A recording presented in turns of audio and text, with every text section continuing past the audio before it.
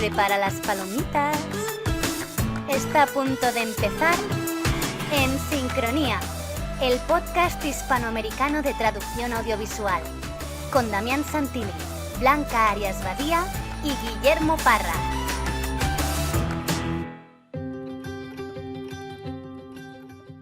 Les damos la bienvenida al episodio número 35 de En Sincronía, el primer podcast de traducción audiovisual del mundo. Y hoy comenzamos oficialmente la tercera temporada. Soy Damián Santilli y estoy sincronizado desde Buenos Aires, Argentina, con Blanca Arias Badía en Barcelona y Guillermo Parra en Menorca. Hola, Blanca. Hola, ¿qué tal? ¿Cómo va? Bien, aquí de tercera temporada. Yo creo que tenemos que brindar virtualmente vía podcast. Sí, Tenemos que añadirlo es época de brindis, así que... Exacto. Hola, Guille. Muy buenas. No voy a responder qué tal estoy porque el que tiene que decir qué tal lleva la resaca de Argentina eres tú.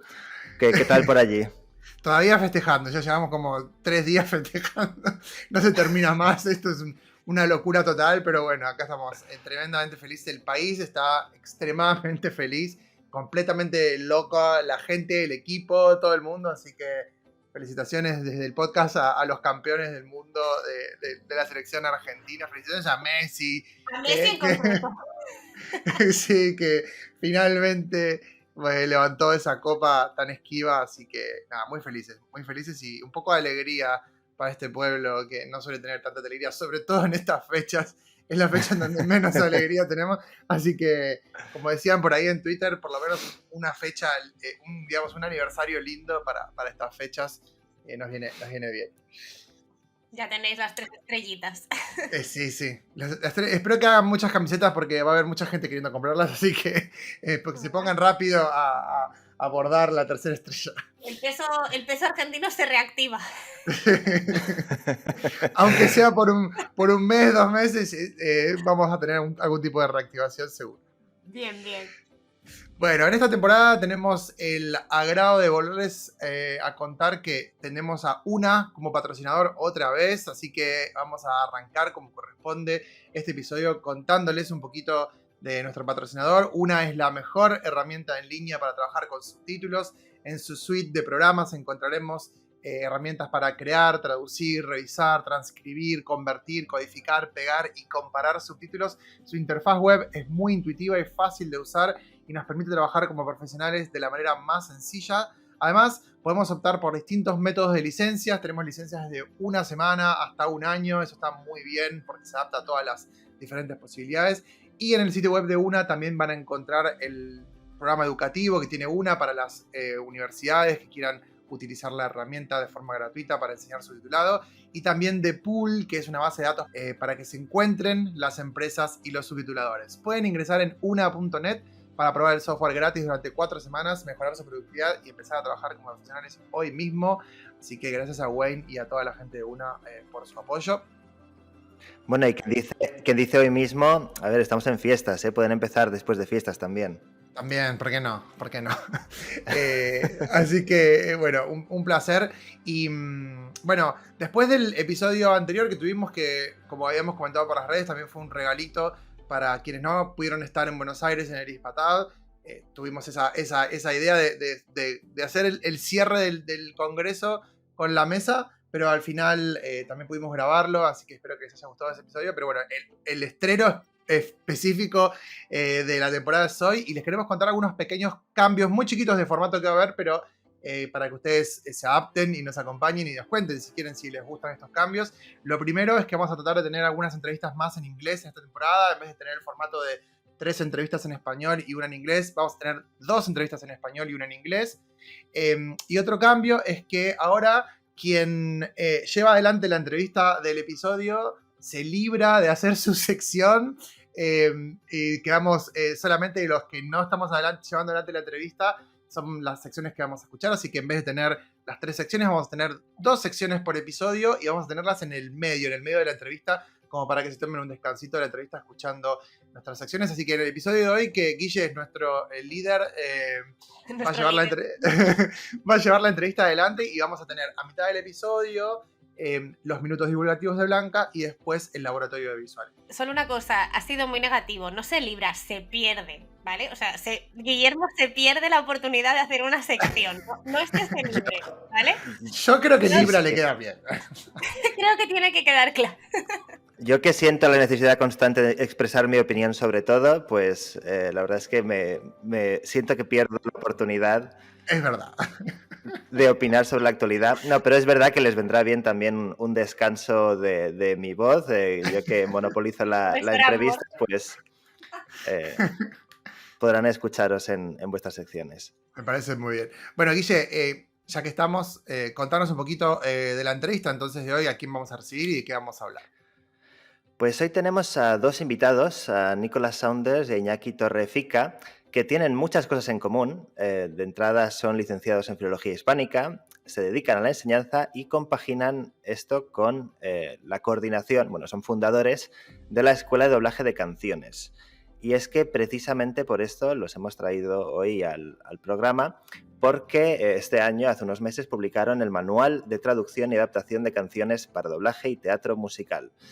Son especialistas en todo lo relacionado con adaptación de canciones, nos hablarán de las diferentes fases del proceso, de adaptación de una canción para doblaje, de los profesionales que intervienen en este proceso, y nos contarán también anécdotas que yo creo que son muy interesantes. Evidentemente, pues para profundizar, podréis ver el libro que han publicado. De hecho, sortearemos una copia del manual y para eso ya os daremos las instrucciones en redes sobre qué es lo que tenéis que hacer para conseguir esa copia. Y nada, no voy a anticipar mucho más, simplemente ahora como no hay sección, pues nada, casi podemos pasar directamente a la entrevista en cuanto Damián y Blanca nos hablen de sus secciones de hoy. Exactamente, bien. Entonces, primera parte de la entrevista, después minutos divulgativos, Blanca.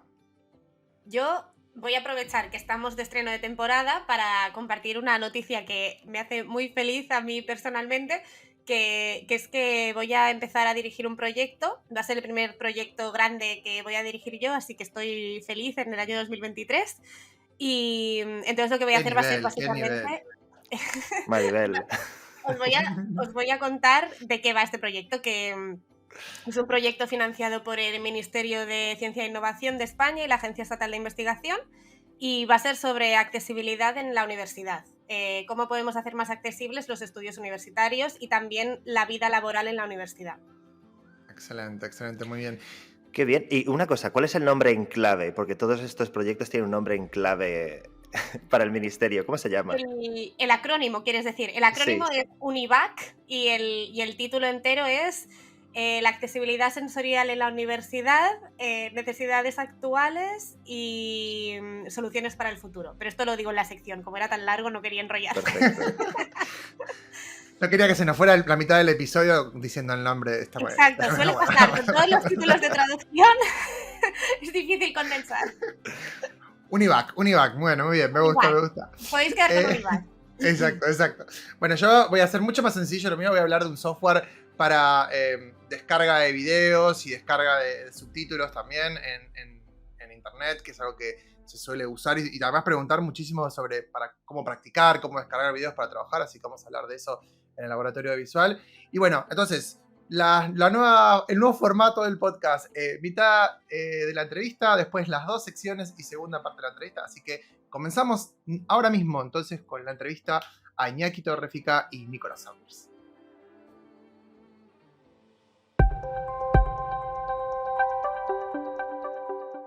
Pues hola de nuevo y bienvenidos. Ya estamos aquí con Nicholas Saunders y con Iñaki Torrefica. Bienvenidos, Iñaki. Hola, buenas tardes a todos. Muy buenas. Muchas gracias por invitarnos. Y bienvenido, Nicholas. Hola, un saludo para todos. Perfecto, así para que asociéis las voces de cada uno. Y vamos a ir un poco al grano para conoceros mejor. Nos gustaría que nos hablarais de vosotros, que nos hablarais. Es que a todos nuestros invitados les pedimos que se presenten y que nos cuenten alguna anécdota de sus inicios y de cómo acabaron donde están ahora, ¿no? Entonces, si nos queréis, si queréis compartir esa historia. creo que una buena manera de empezar es contar cómo nos conocimos Iñaki y yo, que es una historia bastante curiosa. Yo ahora vivo en Madrid, pero yo hasta los 18 años viví en Málaga y estaba haciendo segundo de bachillerato y estaba montando un musical. Y yo quería que las letras las adaptase un letrista, un adaptador profesional. Entonces busqué el número de Guillermo Ramos en las páginas amarillas y le llamé por teléfono para pedirle presupuesto, confiando en que la dirección del centro le contratase, ¿no? Y estaba tan sorprendido de que un chaval de 17 años se hubiese fijado en su trabajo, que me dijo que me hacía una letra gratis.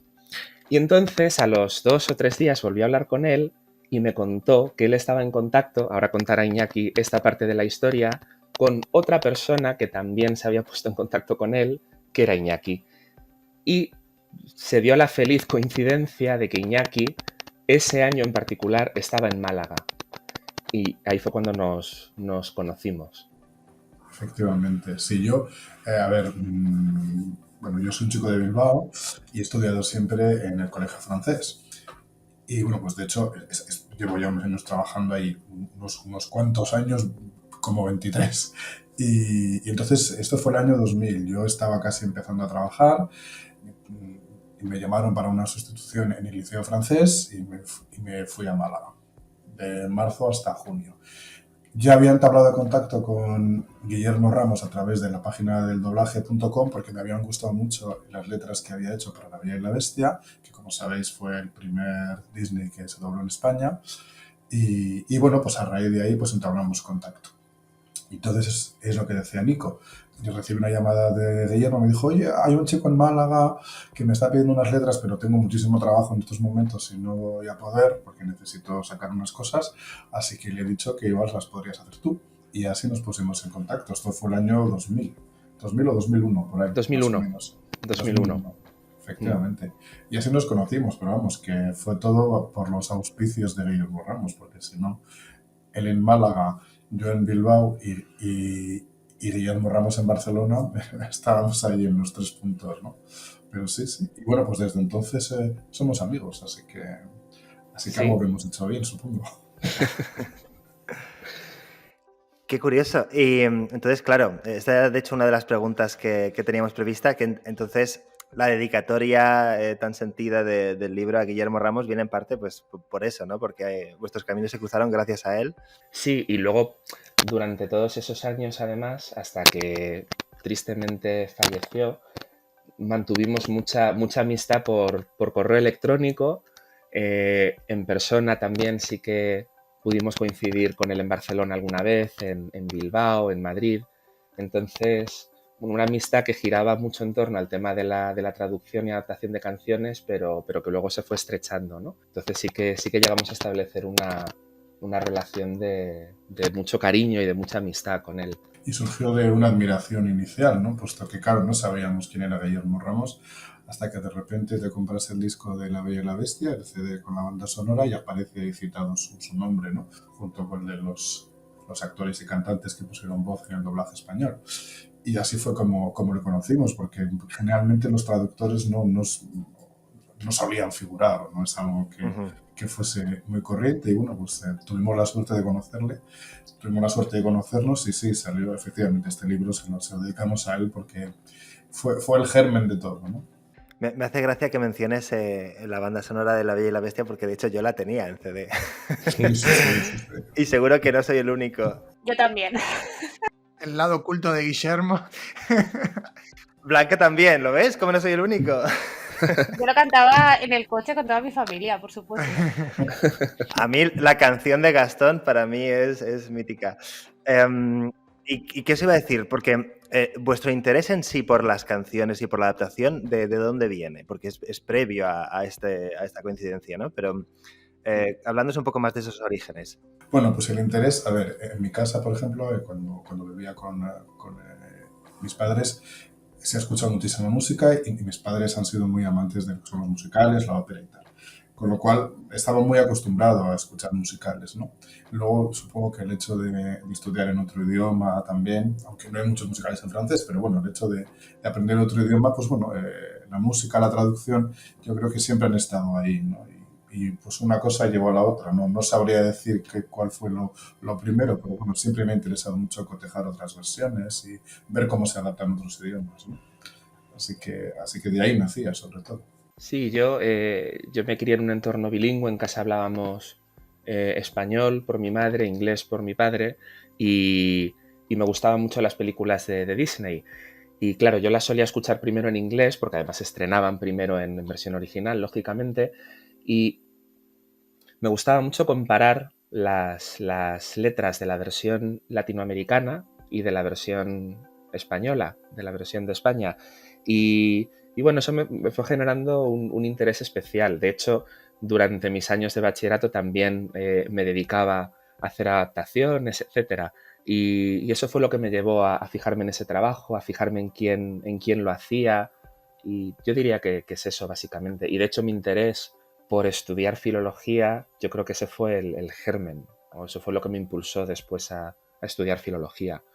Bueno, qué interesante. Realmente es cierto que, bueno, que a la traducción se llega de muchas maneras, ¿no? Y hay veces que parece que todo nos ha encaminado hacia eso y a veces es algo pues, con lo que la gente se encuentra a lo largo de su vida. Por ejemplo, tuvimos a Kiko, lo hemos tenido varias veces en el podcast y él nos decía que era aracnólogo, ¿no? Y luego al final, pues mira, acabó traduciendo. Sí, sí.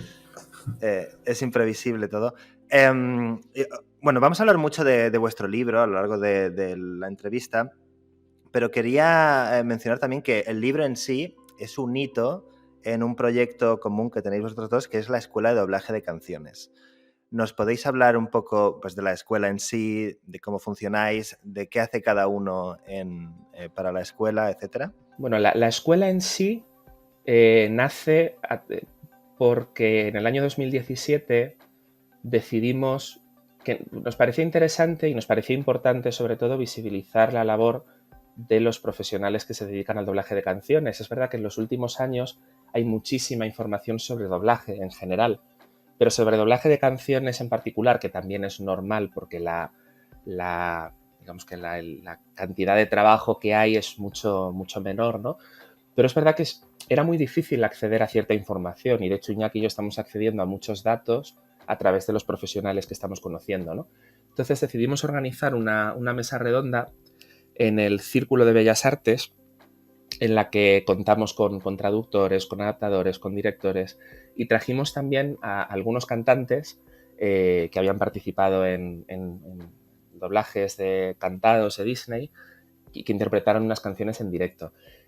Y a raíz de ahí, mucha de la gente que asistió nos preguntó si no nos dedicábamos, si no organizábamos cursos sobre este tema. Y es verdad que ese día organizamos un pequeño curso con Iñaki y con Ángel Fernández sobre adaptación de canciones porque, bueno, nos parecía que podía ser interesante, ¿no? Y a raíz de ahí, del interés que se fue generando, empezamos a organizar cursos en torno a este tema.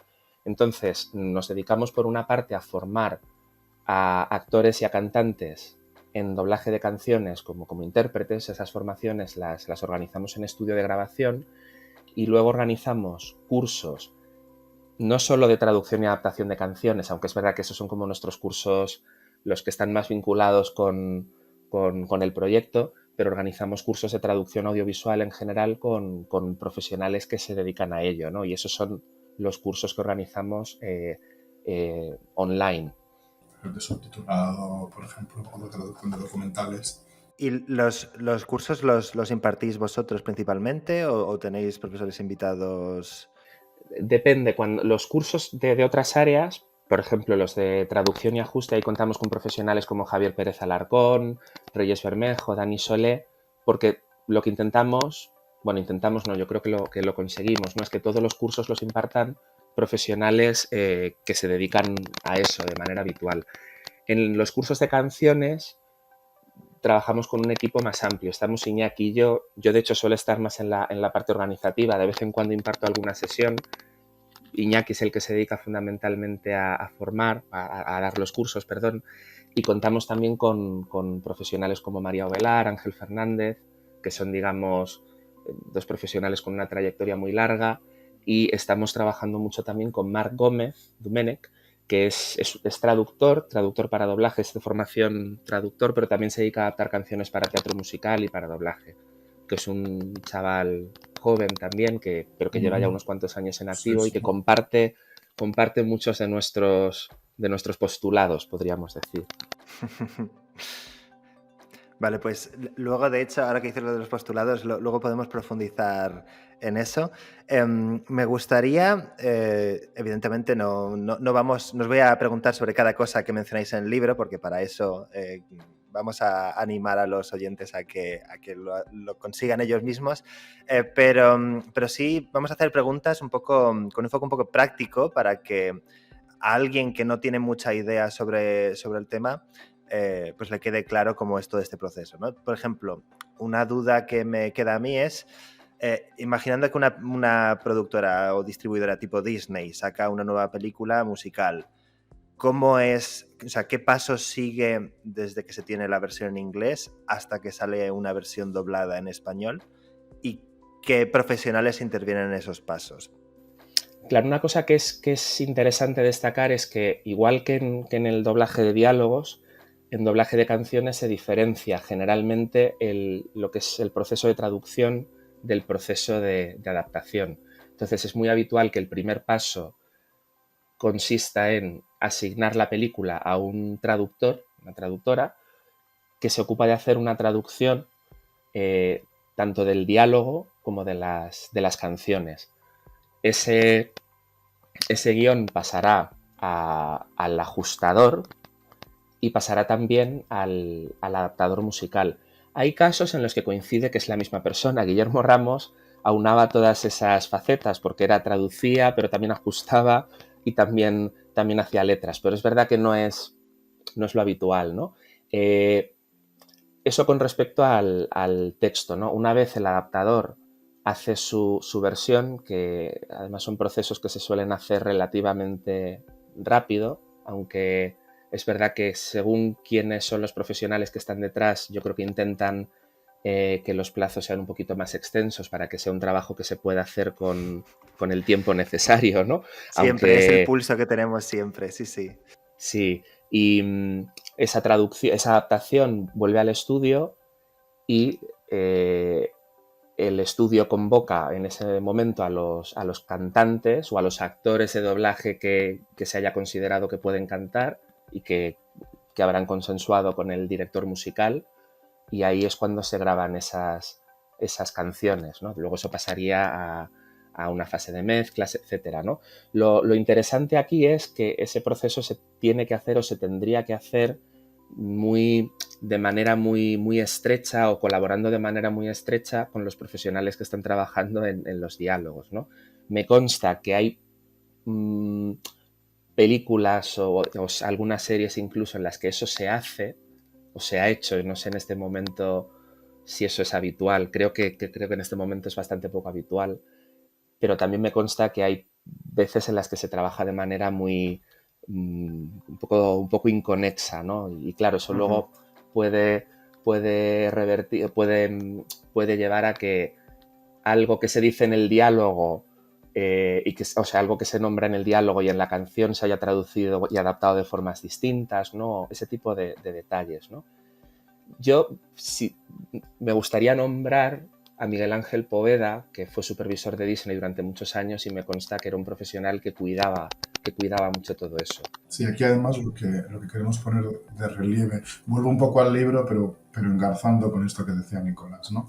O sea, la idea fundamental en el libro se parte de la base, que es lo que decía Nicolás, que primero, o sea, hay que distinguir entre la traducción, que no voy a decir literal porque es un término muy ambiguo, muy controvertido y es muy complicado decir qué es lo literal, pero entre una traducción y una adaptación, es decir, cuando tenemos una letra de canción, eso va en una partitura, hay que cantarlo, tiene que encajar en métrica, y eso es una labor distinta de la traducción. De hecho, se puede no ser traductor, es decir, alguien puede recibir un texto que ya sea traducido del inglés o del francés o del japonés o del serbio, y se puede hacer una muy buena adaptación de esa canción, de esa letra, ¿no? Entonces, pues bueno, el libro gira un poco en torno a eso, o sea, cómo hay dos perfiles distintos,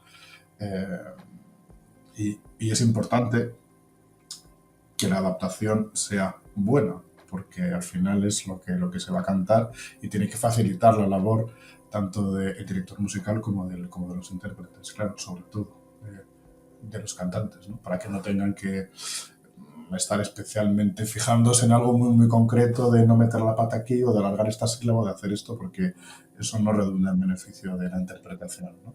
En el libro habláis pues, de conceptos clave en la adaptación de canciones, como son el ritmo, la rima, la cantabilidad y el equilibrio que se tiene que establecer entre estos elementos y el sentido de la canción, es decir, lo que traduciríamos literalmente, como no querías decir, ¿no? ¿Qué podríais explicarnos a grandes rasgos qué significa cada una de estas cosas y qué implicaciones tiene? Bueno, a ver, la idea, bueno, lo del ritmo, cantabilidad, todo eso no es algo original nuestro. Si vais a ajustar a Peter Lowe, por ejemplo, ya lo dice, ¿no? Que son esos cinco aspectos que tiene que tener en cuenta el adaptador como si fuese un pentaatleta, que tiene que puntuar en eso, ¿no? Bueno, a ver, yo creo que lo más importante, y eso lo ha explicado Nico también muchas veces cuando imparte cursos o cuando imparte conferencias, hay dos ejes fundamentales que son el de la literalidad y el de la literariedad. Claro, en una canción hay que transmitir un mensaje y un sentido como en los diálogos, lógicamente, pero la forma tiene mucha importancia, no solamente el contenido. Entonces, ya decíamos antes, ¿no? Que cuando se traduce una canción, lo que interesa es dar el sentido, o sea, que se entienda lo que esa canción está diciendo, pero luego cuando se adapta hay que atender justamente a la forma, sin descuidar el sentido. Bien, el ritmo sería la cantidad silábica, o sea, dependería de la cantidad de sílabas y de la distribución de los acentos, que eso es importante a la hora de adaptar una canción para que se pueda entender bien lo que se está cantando. La rima sería semejanza de sonidos finales entre los distintos versos en la estrofa, incluso a veces semejanza de sonidos dentro de lo que es el mismo verso si hay una rima interna.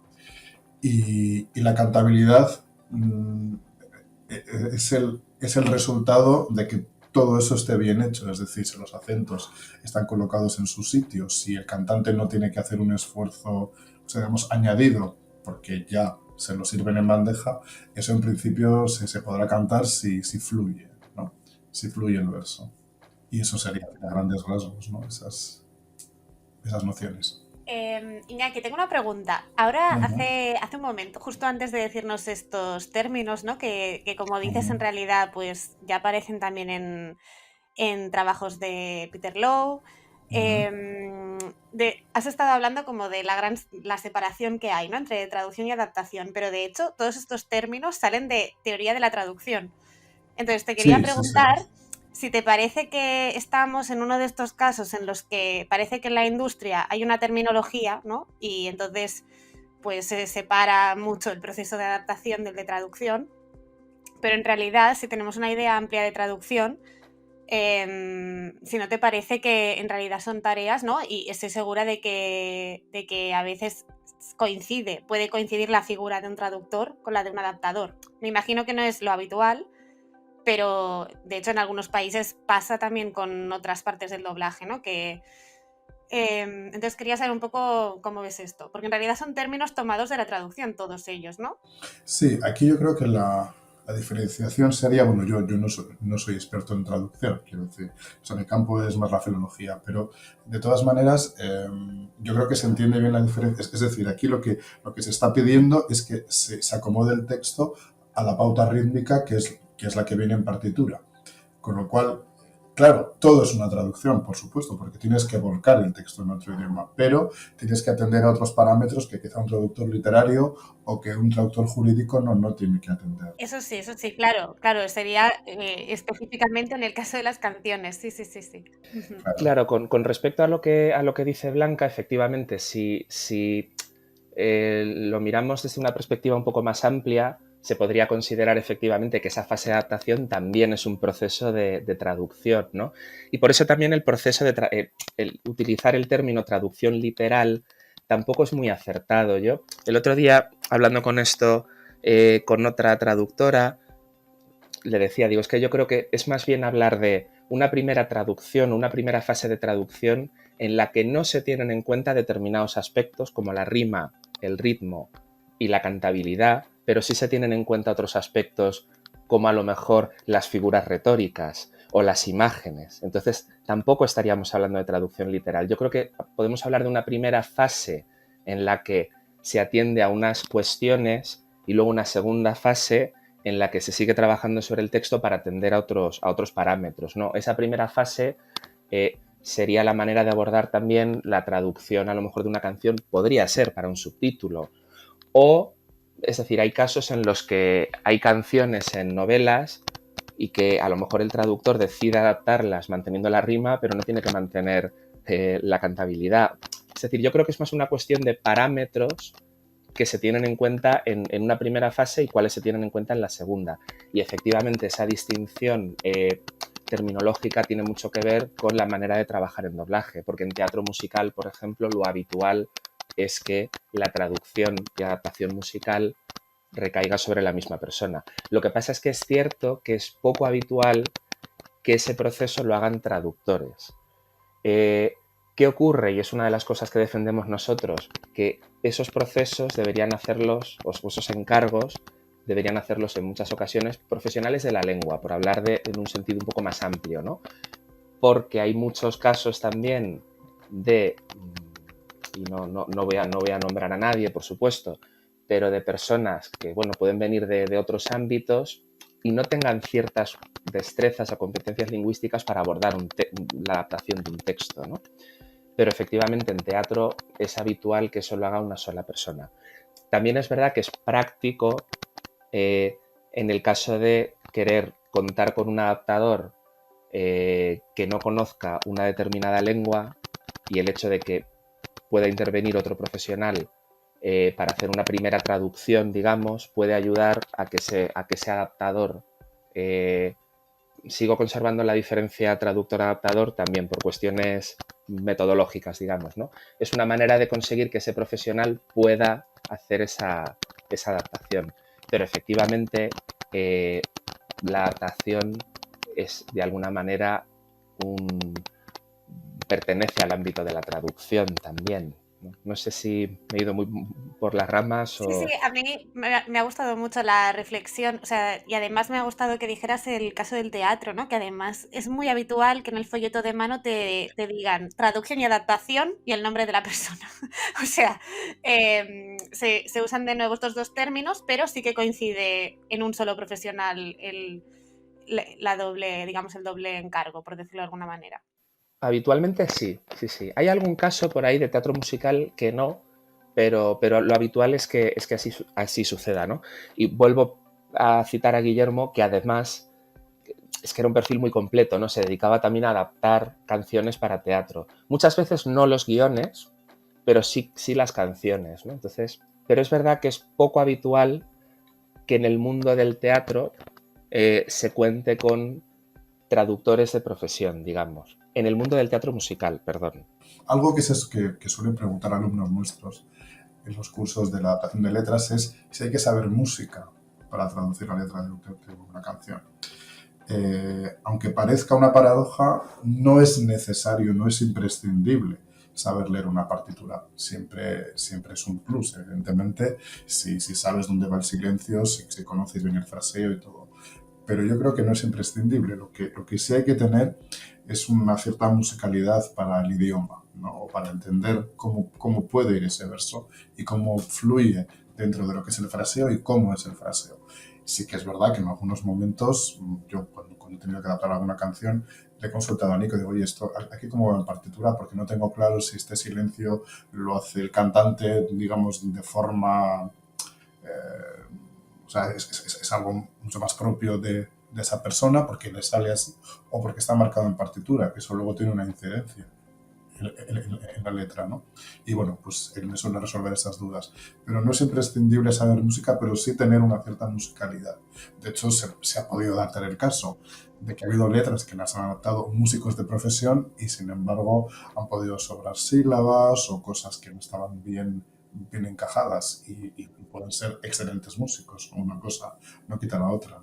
Bueno, como los que se autotraducen, ¿no? Estoy pensando en las canciones de Phil Collins, que en español, claro, algunas son un poco terribles, ¿no? Como español, no como música. Como música son espectaculares, pero Algunas. si haces un Algunas. análisis lingüístico son para arrancarse los oídos. Claro, por eso decía Nicolás, ¿no? Que hace falta, digamos, el profesional el de la lengua en todos sus aspectos, ¿no? Eso, vamos, era justo esa puntualización, vamos. Y ahora que mencionáis todo esto, yo sé que no es vuestra especialidad y sé que sobre todo cuando habláis de traducción y adaptación de canciones estáis pensando más en doblaje o en teatro, pero ¿cómo veis este tema en el ámbito de la subtitulación? Porque es algo a lo que yo como profesional me he enfrentado y tengo pues ese dilema, ¿no? Entre que dicen, bueno, la subtitulación, total, la rima no se nota, tú traduce literal y ya está. Y no te pagan más tampoco porque haya canciones, claro. Pero luego, o sea, si haces eso, realmente tengo la sensación de que te estás quedando en la primera fase que decía Nicolás, ¿no? Es como haces la traducción teniendo algunas cosas en cuenta y luego la cantabilidad, rima y ritmo, eso ni existe. Y luego no viene nadie más y luego eso es lo que ve el espectador, ¿no? Entonces, ¿vosotros qué opináis de que se haga eso? ¿Tenéis constancia de que se haga algo diferente o que se haga lo mismo que en doblaje en algún caso de películas subtituladas?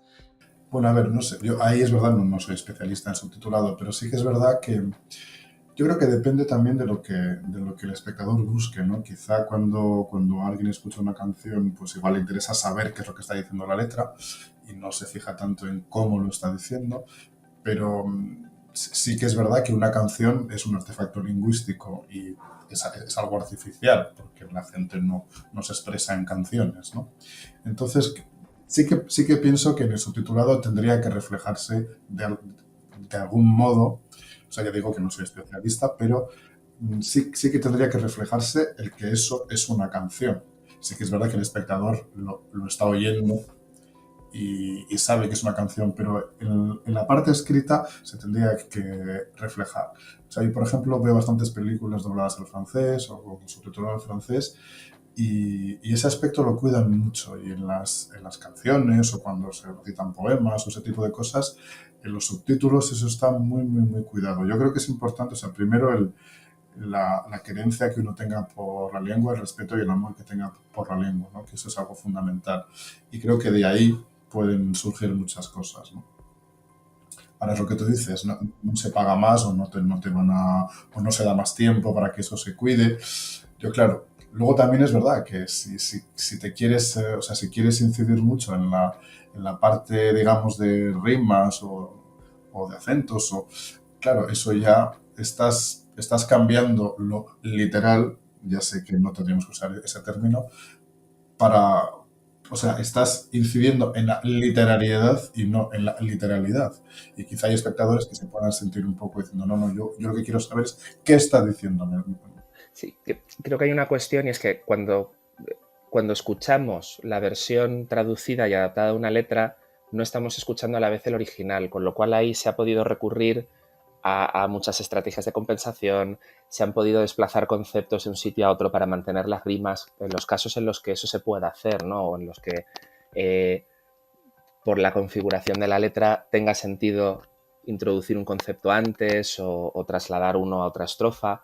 Pero claro, entiendo que a la hora de subtitular, como el espectador está oyendo a la vez la versión original, ese tipo de estrategias no se pueden utilizar y eso también dificulta la posibilidad de encontrar soluciones rimadas, etcétera, ¿no? Claro, bueno, no se pueden utilizar teóricamente, lo que pasa es que sí que te expones a la crítica, que de hecho es una cosa que quería comentar porque, bueno, me consta que en el caso de Los Miserables, cuando se subtituló, se hizo eso, se hizo lo mismo que se haría en doblaje, ¿no? Y se buscó la rima y se tuvo en cuenta la métrica y todo, y luego cada vez que la emitían en televisión o que salía en algún sitio, todo el mundo estaba en las redes criticándola porque black es negro y no oscuro, ¿no? Y a lo mejor oscuro funcionaba bien para la canción, claro, y negro no. Sí, de hecho se recurrió también, creo recordar que a Kiko le pidieron que tuviese en cuenta la versión oficial, bueno, la segunda adaptación, que es la que encargó Stage Entertainment, que era de Albert Masriera. y él partió también de esas letras. Lo que no sé es si llegó a haber coordinación entre ellos dos, pero efectivamente creo recordar que él, las partes, digamos, de esa adaptación que se asemejaban más al original en cuanto al contenido, sí que pudo rescatar fragmentos de esas letras, ¿no? En este contexto la pregunta es cuál sería la opinión concreta independientemente de lo que pueda pensar el usuario, porque ya sabemos que a veces eso no es que no es relevante, pero muchas veces no se toma en cuenta, y daba el ejemplo concreto de que después de 70 años de subtitular de una manera, vino Netflix e impuso ciertas normas sin nada concreto, y de hecho en algunos rubros, particularmente para el caso del subtitulado, estamos aprendiendo ahora qué es lo que, por ejemplo, el tema de la velocidad de lectura y demás, qué es lo que verdaderamente hay que hacer. Entonces, independientemente de lo que le pueda gustar más o menos al público, como decía recién en el caso de Los Miserables, ustedes no que recomendarían, pero sí que les parecería la mejor alternativa. Hombre, yo creo que es interesante que cuando se puede, intentar respetar por lo menos algunos parámetros, ¿no? Lo que pasa es que entiendo que en subtitulado se podría recurrir a opciones un poquito más flexibles o más intermedias. Quizá, por ejemplo, se puede respetar la rima, pero quizá no es necesario respetar la cantidad silábica siempre. Eso es muy interesante, Claro, es que si el espectador conoce las canciones previamente y está buscando un subtítulo que se pueda cantar o medio cantar, a lo mejor sí se podría intentar respetar, por ejemplo, la cantidad silábica. Pero si el espectador está viendo o está escuchando una canción por primera vez, veo complicado que sobre la marcha pueda cuadrar ese subtítulo con la música. Entonces, a lo mejor ahí respetar la cantidad silábica tampoco es necesario, pero a lo mejor las rimas sí. Lo que pasa es que es verdad que creo que esto es una opinión, ¿no? Que sí que de alguna manera el subtítulo quizá debería ir un poquito más pegado a lo que se está diciendo en cada momento que una adaptación cantada. Pero se puede hacer eso con rima igualmente. Claro, lo que pasa es que, claro, para buscar la rima puede que haya versos en los que haya que alejarse más de lo que se dice, ¿no? Luego está el tema de qué tipo de rima, ¿no? Nosotros somos muy partidarios de la rima consonante. Luego explicaremos por qué. No quiero meterme en ese campo ahora, ¿no? Nos interesa, sí. Pero eso es un tema bueno, pero es como la traducción de humor, en cierta medida, que en la traducción de humor a veces tenés que irte de lo que están diciendo un poco en el original y para poder cuadrar un chiste, ¿no?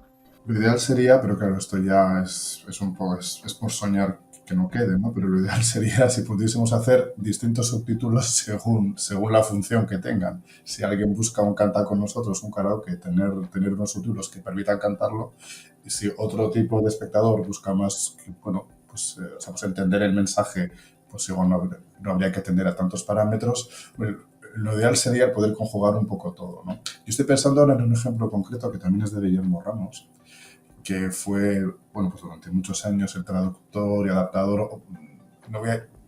Lo de oficial lo pongo entre comillas porque es una figura que eso no existe, pero bueno, él adaptó muchísimas películas de Woody Allen, muchos guiones. Y hay una, que es la de Todos dicen I love you, que además es I love you, porque no es todos dicen, o sea, no es el te quiero, sino es el I love you, porque las canciones no se doblaron, se dejaron en inglés. Entonces, claro, ellos no dicen te quiero, dicen I love you.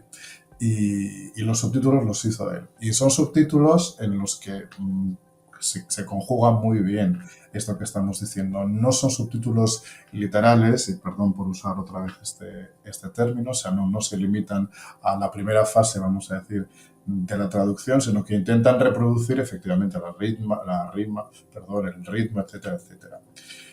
Claro, esta película se basa en canciones muy conocidas en su mayoría, con lo cual quizá interesa menos la traducción de lo que dicen exactamente, sino más bien fijarse en cómo lo están diciendo, en que eso es una canción y se pone, digamos que de relieve todos esos componentes literarios y no tanto literales, ¿no? Entonces, no sé, yo creo que ese es un ejemplo concreto que me parece interesante, porque las canciones se cantan como tal canción. Yo, si se me permite añadir aquí un apunte, aunque apenas he traducido unas pocas canciones y unos pocos musicales en mi vida, lo que sí diría como recomendación es preguntad al cliente. siempre, porque hablamos de todas estas estrategias que están muy bien y son igualmente válidas dependiendo del contexto, ¿no? Entonces, a lo mejor tenemos en mente, pues yo voy a hacer esto, voy a hacer lo otro, que me ha pasado, de hecho. Yo he llegado, me ha tocado una serie en la que cada episodio había una canción, yo la traduje y luego me dicen, cuando voy a entregar, te pasamos las canciones de doblaje para que las añadas a los subtítulos. Y entonces era como, ¿qué? Tienes que cambiar todas las canciones por las de doblaje. Entonces, claro, todo esto, si preguntas, porque muchas veces el cliente no sabe ni que hay una canción, o sea, ni se fija, lo importante es preguntar y decir, esto es un problema, ¿qué queréis que haga? ¿No? Y ahí sí que les podéis proponer un abanico de opciones y que digan, pues haz esto, pues haz lo otro, que se cante, que rime. O os dicen, no, haced lo que queráis. Entonces así, pues cada uno aplica su preferencia personal. Pero sí recomiendo, sobre todo para evitarse disgustos y trabajo extra, preguntar. Sí, que eso es lo que decía antes Nicolás también, ¿no? De decir, bueno, si todos los agentes implicados están en contacto, quizá ese tipo de cosas no se producen porque cada uno sabe perfectamente qué es lo que tiene que hacer y qué se espera de él, ¿no? Claro, exacto. Pues creo que vamos a hacer una pausa aquí de la entrevista y de hecho vamos a estrenar nuestro nuevo formato. Vamos a dar paso tanto a Blanca como a Damián con sus secciones. La mía se la perderán hoy, pero bueno, queda para la próxima. Así que ahora volvemos.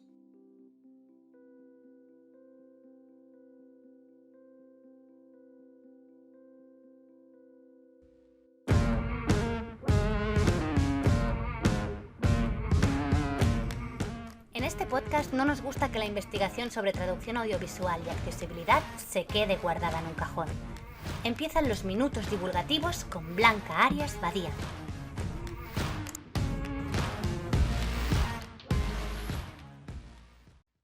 ¿Cómo estáis? ¿Cuánto tiempo? Me hace muchísima ilusión empezar la primera sección del podcast de esta temporada anunciando un nuevo proyecto que acaba de empezar y que lo que quiere es demostrar todo lo que puede ofrecer la traducción audiovisual y la accesibilidad a los medios para mejorar la integración de las personas con discapacidad sensorial en la universidad. Es el proyecto UNIVAC, titulado La accesibilidad sensorial en la Universidad Española, necesidades actuales y soluciones para el futuro. Y es un proyecto en el que voy a trabajar con un equipo formado por Ana Tamayo, de la Universidad del País Vasco, Mar Ojea, de la Universidad de Córdoba, Sergi Tourné, de la Universidad Pompeu Fabra, Mireia Oliver, también de esta universidad, y Daniel Segura, de la Asociación Catalana para la Promoción de la Accesibilidad. Como de momento no tenemos resultados, porque el proyecto acaba de empezar en diciembre del 2022, os cuento de dónde nace el interés de este proyecto y qué metodología tenemos prevista.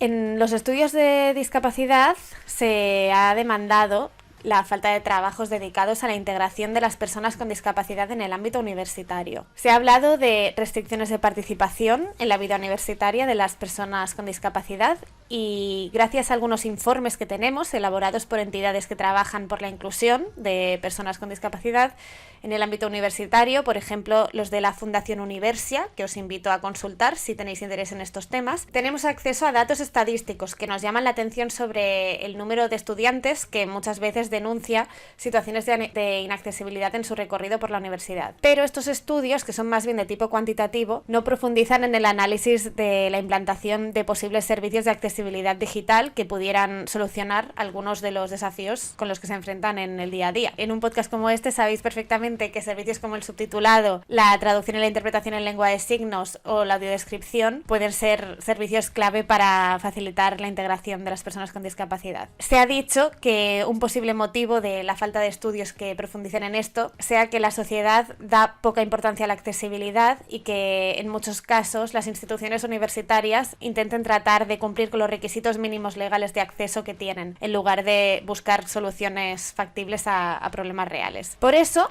en este proyecto vamos a hacer un estudio centrado en las necesidades de los usuarios y vamos a poner el foco en su interacción con el entorno universitario. Vamos a trabajar con usuarios con baja visión, ceguera, con sordera e hipoacusia, en este caso de universidades españolas, pero estaré encantada si más adelante se replican estudios parecidos. Pues quiero mencionar a Argentina, ya que tenemos muchos oyentes de ese país en el podcast, y vamos a hacer una síntesis de las situaciones de accesibilidad y de inaccesibilidad con las que se encuentran para proponer ver vías de mejora en un futuro próximo. Así que de momento aprovecho este espacio para invitar a cualquier persona con o sin discapacidad interesada en el proyecto a contactar conmigo si quiere saber más, y nos vemos en los próximos minutos divulgativos.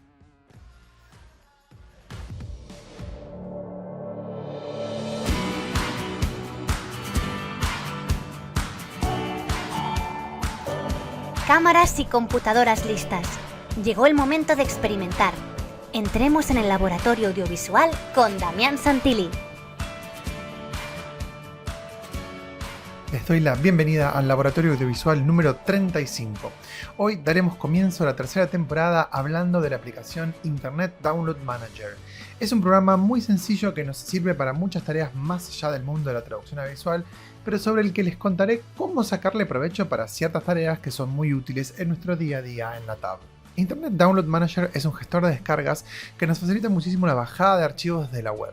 En primer lugar, esta herramienta acelera las descargas y saca máximo provecho a la conexión que tengamos, organiza las descargas en diferentes carpetas según los tipos de archivos que descarguemos y nos permite reanudar las bajadas de archivos muy pesados que puedan llegar a cortarse. La herramienta se adapta a todos los navegadores que utilizamos y, para el caso de la traducción audiovisual, tiene una utilidad realmente muy importante. Nos facilita la descarga de todo tipo de videos que encontremos en la web, desde sitios web de video que visitamos con frecuencia, como YouTube o Vimeo, hasta cualquier plataforma en donde encontremos algún archivo multimedia que queramos descargar. El programa funciona muy fácil. Cada vez que detecte un video nos aparecerá un botón que nos preguntará simplemente si queremos descargar el video y nos mostrará todas las calidades posibles para la descarga. Esto, que se puede hacer con diferentes herramientas también, según el sitio web del que queramos descargar materiales, simplifica la tarea al unificar todo en un solo software. Una vez tengamos esta herramienta ya no tendremos que recurrir a otros recursos o cuentas pagas para bajarnos un video de YouTube, de Vimeo o de alguna red social si queremos usarlo para practicar subtitulado o doblaje, o si tenemos que bajarlo por un pedido explícito de un cliente. Pero hay más, la herramienta también reconoce todos los archivos de subtítulos que estén vinculados a los videos. Así, cuando entremos en un video de YouTube, por ejemplo, el programa nos permitirá descargar el video en todas las calidades disponibles y además todos los archivos de subtítulos que estén vinculados con ese video. De esta forma tendremos acceso fácilmente a mucho material que está en la web para trabajarlo según lo que necesitemos hacer. Y esto no es todo, la aplicación también funciona con la mayoría de las plataformas de streaming para la descarga de archivos de subtítulos. Si para hacer algún estudio o análisis o incluso para tomar de referencia para alguna traducción necesitamos los subtítulos de una serie o película de alguna plataforma, este programa funcionará con muchas de ellas para dejarnos descargar el archivo completo de subtítulos. Solo tenemos que entrar en el navegador de la computadora a la plataforma, reproducir el video y automáticamente el programa detectará los archivos de subtítulos y nos permitirá descargarlos. Esto no funciona a la perfección con todas las plataformas, pero sí funciona con las más importantes. Por último, el precio. Si bien no es un programa gratuito, el costo es realmente accesible. La licencia de por vida de la herramienta cuesta apenas 23,25 € o 4.290 pesos argentinos al día de hoy. Cabe destacar que no será necesario nunca pagar por actualizaciones, dadas las características del software, así que es una inversión muy pequeña para todos los beneficios que nos da. Yo lo vengo usando hace muchos años y realmente lo recomiendo. Pueden encontrarlo en su sitio web oficial www.internetdownloadmanager.com. Y hasta aquí llegamos con el laboratorio audiovisual de hoy. Pueden seguirme y ponerse en contacto por Instagram o por Twitter con el usuario TraduGeek. Hasta la próxima.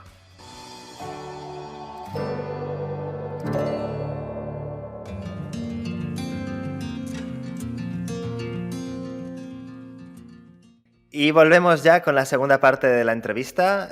Nos gustaría ahora pasar... Bueno, gracias Blanca, gracias también, por supuesto, como de costumbre. Y nos gustaría pasar ahora a preguntas concretas para que pues, bueno, compartáis con nosotros vuestra experiencia traduciendo y lidiando con problemas de este tipo, ¿no? Relacionado con canciones. Al adaptar canciones del inglés al español, ¿cuáles son los principales problemas a los que nos enfrentamos? Por ejemplo, se me ocurre pensar monosílabos, que hay menos palabras agudas, etcétera. Decidnos lo que se os ocurra. A ver, ¿cuáles son los principales problemas? Bueno, al final yo creo que el principal escollo es saber bien cuál es el fraseo. sea cual sea el idioma. Es verdad que en inglés hay mucho monosílabo y es verdad que en inglés hay muchas palabras agudas porque muchos, digamos que son monosílabos. Pero si uno tiene claro el fraseo y dónde van los acentos, realmente puede buscar en su propio idioma formas de transmitir lo que está diciendo la canción, ¿no? Yo creo que al final lo más importante es el tener un dominio de su propia lengua, de cómo se diría en nuestro idioma, cómo se transmitiría eso en nuestro idioma, porque así van a ir surgiendo todos los elementos sintácticos o léxicos que son los que nos van a permitir hacer una buena adaptación. O sea, creo que o sea, la lengua original no tendría que ser un problema siempre y cuando el fraseo lo tengamos claro. Yo creo que una de las dificultades también es saber hacer como tener una visión del texto que a uno le permita, a la hora de crear esa letra nueva, reflejar todo aquello que es importante para el autor original. Y saber que a veces lo importante no es decir verso por verso lo que dice el original, sino intentar entender qué hay detrás de ese proceso de creación. Y pensar, una cosa que decía Guillermo también, ¿no? Y yo creo que es muy acertada y la podemos aplicar, por ejemplo, a la adaptación de La Bella y la Bestia. Me refiero a la canción en particular de La Bella y la Bestia, ¿no? Es que hay que intentar que el texto final en la lengua meta dé la impresión de que se ha compuesto en ese idioma. Y intentar pensar cómo lo hubiese compuesto ese autor original si lo hubiese escrito en castellano, en este caso, ¿no? Y yo creo que para eso hay que tener como una visión muy, muy clara, ¿no? de lo que es la letra de una canción, ¿no? Entonces yo creo que eso es otra cuestión, ¿no? En el caso de la letra de La Bella y la Bestia, que la estuvimos analizando el otro día en una charla en La Autónoma, claro, si coges el texto original y vas mirando verso por verso, no dice lo mismo, pero cuando lees el texto en su totalidad, lo que está transmitiendo es muy parecido y la forma de transmitirlo también es muy similar, ¿no? Yo creo que a todos nos suena esa primera estrofa. Se oye una canción que hace suspirar y habla al corazón de una sensación grande como el mar, ¿no? En el libro contamos que había una versión preliminar. Nosotros, que yo creo que Guillermo no la llegó ni a teclear, la tenía escrita a mano y era una versión mucho más pegada al original, que era hoy igual que ayer vuelve a suceder, solo una amistad, luego hay algo más sin saber por qué, y que funciona muy bien. Pero le siguió dando vueltas porque quería algo que sonara más literario, más eufónico en castellano, y ahí se le ocurrió esa estrofa, ¿no? Claro, si la canción estuviese, o sea, si esa fuese la única estrofa que integra la canción, pues a lo mejor eso no se puede hacer. Pero son 5 estrofas en las que hay espacio para recrearse en esos conceptos, ¿no? Sí, lo más importante cuando analizamos una canción, bien sea para hacer una adaptación, porque bueno, pues nos toca adaptarla, o porque nos toque, digamos, evaluarla o valorarla, efectivamente no hay que fijarse verso por verso, sino ver el conjunto. Porque es verdad que puede haber, digamos que, disonancias o desaciertos o diferencias puntuales, pero yo creo que siempre hay que ver el conjunto, porque entonces se pierde. O sea, cuando un autor compone, no compone un verso por aquí y otro por allá y luego los junta, sino que todo eso se arma de una sola pieza, ¿no? Luego lo puede retocar, evidentemente, y cambiar versos puntuales, pero que no se pierda la noción de conjunto. Eso es importante. Y de ahí que hay que distanciarse un poco. Luego también, pues bueno, uno puede traducir una estrofa, dejarla así, volver al día siguiente, y si sigue sonando bien, si sigue siendo eufónica, si hay cantabilidad, si respeta esos parámetros que hemos comentado, la puede dar por válida y seguir, ¿no? Si no soporta la prueba del día siguiente, es que algo falla. Claro. ¿Cuántas pruebas hacen con gente externa a ustedes? Amigos o algo así, para ver, o no pueden, o dependiendo del producto quizás no pueden, pero para ver si gusta lo que hicieron? Bueno, la solemos comentar entre Nicolás y yo generalmente, ¿no? Digo, No por una endogamia, no, pero no por una endogamia, sino porque realmente lo que nos interesa, o sea, es decir, claro, se la puede cantar a otra persona y si le suena bien, pero si ya estamos buscando algo muy concreto de que se fije en una serie de cosas, hace falta que la otra persona esté también en esa onda, ¿no? O sea, no solamente que suene bien, sino si se quiere fijar en otros aspectos, necesitamos que la otra persona sepa también de eso, ¿no? Aunque luego el público no tenga por qué saber de música, ni saber de métrica, ni saber de nada. No, claro, pero puede gustarle o no gustarle. Y yo una pregunta con respecto a esto. ¿Ustedes creen que, digamos, la influencia del original siempre es 100% válida? O sea, en el sentido de que si la canción original gusta mucho, o al revés, si no gusta, por más que uno haga una adaptación muy, muy increíble, lo mejor que le salga, igual el resultado no va a ser el mismo. Eso siempre me llamó la atención de que en algunos casos puedo yo opinar desde un lugar que no conozco, pero digo, bueno, esta canción tiene muchos calcos, en español latinoamericano, en mi caso, no en el español de España, porque yo estoy en Argentina, pero igualmente la canción le va bien, tiene éxito, y uno a veces se pregunta si una versión mejor hubiera hecho otro resultado por ahí un poquito mejor, o daba lo mismo. Yo creo que si hablamos del éxito que tiene algo, si hablamos de la recepción del gran público, creo que hay muchos aspectos de los que consideramos que es importante cuidar que a lo mejor pasan más desapercibidos, ¿no? Entonces yo creo que no sé si te estoy contestando a la pregunta, pero yo creo que el éxito de algo depende no solo de criterios artísticos muchas veces, sino de otras cuestiones, ¿no? Hay canciones que tienen un éxito tremendo, pero que a lo mejor desde nuestra perspectiva no están muy bien adaptadas. Y ese caso, ¿por qué sería? Por ejemplo, sería por el caso de que el original era mejor y la adaptación, aunque no era muy buena, igual tuvo éxito porque el original es muy bueno. ¿A qué le atribuís ese éxito, por ejemplo? No sé si vas a dar un ejemplo concreto. Con respecto a esto en particular no me viene ningún ejemplo concreto, ¿no? Pero creo que una canción puede tener mucho éxito porque la música guste mucho independientemente de lo que se diga, ¿no? De cómo se diga. Me viene eso a la cabeza en este momento. No sé si te contesté o... Una parte sí. No sé si Iñaki quiere aportar algo. Sí, no, yo estaba pensando un poco, sí, en lo que decía Nicolás, claro, cuando el éxito de una canción es verdad que puede venir no por la letra, sino que puede venir por la melodía o hasta por el cantante o por el grupo, ¿no? Quiero decir, pero bueno, es verdad que sí, pero cuando hay que adaptar, lo que se adapta es una letra, es decir, tienes que fijarte en el texto.